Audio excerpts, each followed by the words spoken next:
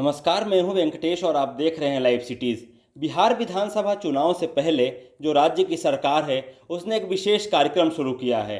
नीतीश कुमार ने महिलाओं के साथ संवाद का कार्यक्रम शुरू किया है। आज उनके आवास जो एक अड़े मार्ग है वहां से इस कार्यक्रम की शुरुआत की गई और पहले दिन जो कार्यक्रम का पहला दिन है उस दिन 600 जो संवाद हैं वो अलग अलग जगहों पर किए जाएंगे। 600 संवाद का आयोजन पहले दिन किया जाएगा। इस कार्यक्रम के तहत 2 करोड़ जो महिलाएं हैं उन तक पहुंचने का उद्देश्य है। ये कार्यक्रम कई मायनों में बहुत महत्वपूर्ण माना जा रहा है क्योंकि इस साल विधानसभा के चुनाव होने हैं और उस लिहाज से भी जो इस कार्यक्रम है उसका जो पूरा खाका है वो तैयार किया गया है। बता दें कि मिथिलांचल में इस कार्यक्रम के लगभग 15,000 से ज़्यादा बैठकें होंगी, 15,000 से ज़्यादा संवाद स्थापित किए जाएंगे।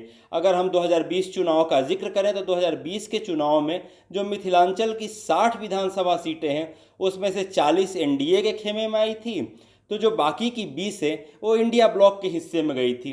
तो इस लिहाज से भी देखा जा रहा है कि जो तमाम इलाके हैं जहां पर जो चुनावी पकड़ है, जो चुनावी ज़मीन है उसको मजबूत करने की कोशिश की जा रही।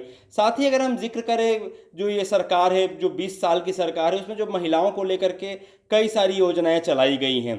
मसलन अगर हम पहले सुधार की बात करें तो साल 2006 की बात है जिस समय जो पंचायती राज है उसमें महिला आरक्षण को बढ़ा करके 50% कर दिया गया था। आपको बता दें कि जो 1992 में 73वें संविधान संशोधन के अंतर्गत जिस समय केंद्र में पीवी नरसिम्हा राव की सरकार थी उस समय जो पंचायती राज है उसमें महिलाओं के आरक्षण को 33% किया गया था, जिसके लगभग 1.5 दशक बाद बिहार सरकार ने एक बड़ा निर्णय लिया और ताकि महिलाओं की जन भागीदारी हो, जो हिस्सेदारी है, जो पंचायती राज है, जो पंचायत को चलाने में भागीदारी होनी चाहिए उसमें वो आगे आए, उनमें उनकी हिस्सेदारी हो, उनकी भागीदारी हो, उनका योगदान हो। इसके लिए जो सरकार है उसने बड़ा कदम उठाया और उनको 50% का आरक्षण दिया। इसके अलावा भी चाहे महिला सशक्तिकरण हो या फिर और कई सारी योजनाएं हैं उन्हें चलाया गया। आंकड़े ये भी बताते हैं कि जब शराबबंदी हुई तो जो महिलाओं के प्रति घरेलू हिंसा होती थी उसमें भी कमी आई है। यानी 2016 की शराबबंदी के बाद धीरे धीरे उस आंकड़े में कमी आई है। इसके लिए जो तमाम नीतीश सरकार की जो पहल है, जो शराबबंदी को लेकर की चीज़ें, ऐसे ही बहुत सारे कार्यक्रम हैं जो लगातार चलाया जा रहा है।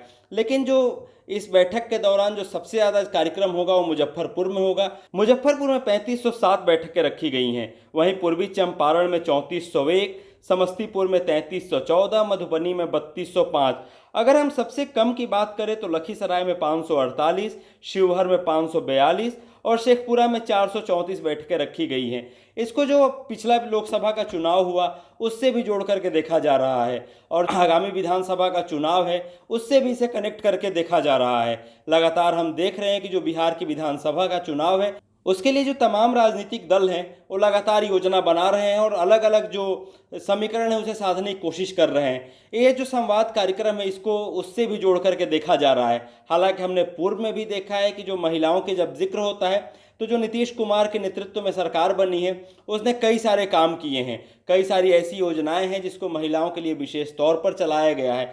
हालांकि ये जो बैठकें होंगी इसमें जो चाहे वो समस्तीपुर का इलाका हो चाहे मुजफ्फरपुर का इलाका हो, उन जगहों पर भी काफ़ी नज़र रहेगी क्योंकि जो सीट में बढ़ोतरी है, जो 2025 का चुनाव होगा उसमें कहीं ना कहीं जो है वो कोशिश रहेगी कि वहाँ पे जो पूरी की पूरी एनडीए है उसको ज़्यादा सीटें मिलें। क्योंकि अगर हम मुजफ्फरपुर की बात करें या फिर जो वैशाली का इलाका है उसका जिक्र करें या फिर जो पूरा मिथिलांचल का इलाका है, ये तमाम ऐसे इलाके हैं जिन पर सबकी नज़र रहेगी। हालांकि जो मिथिलांचल का इलाका है वहाँ से तो 2020 में ऐसा कहा जाता है कि जो एनडीए की सरकार है उसे रिटर्न गिफ्ट मिला था क्योंकि वहाँ की जो 60 सीटें हैं उसमें से 40 एनडीए खाते में आई थी।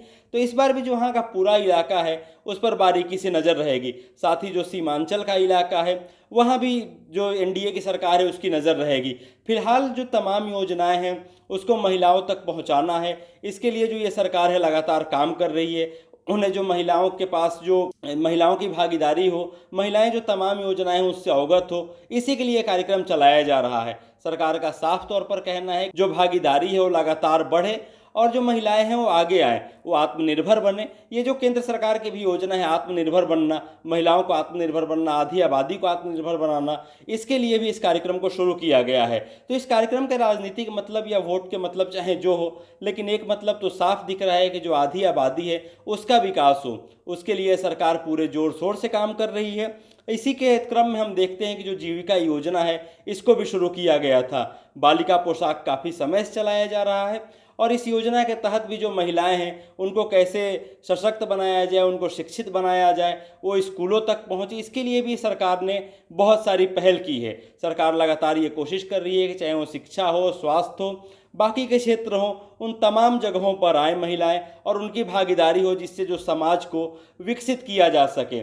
ऐसा जो माना जा रहा था कि जो पहले महिलाओं की भागीदारी होती थी वो बहुत कम होती थी, लेकिन धीरे धीरे सरकार ऐसी मुहिम चला रही है, सरकार ऐसे फैसले कर रही है जिससे उनको लगातार जो राजनीति है या फिर जो बाकी के क्षेत्र हैं उसमें भी उनकी जो हिस्सेदारी है, उनका जो योगदान है उसको रेखांकित किया जा सके, उन्हें वो बढ़ चढ़ के उसमें हिस्सा लें। फिलहाल ऐसी ही तमाम खबरों के लिए देखते रहिए लाइव सिटीज़। शुक्रिया।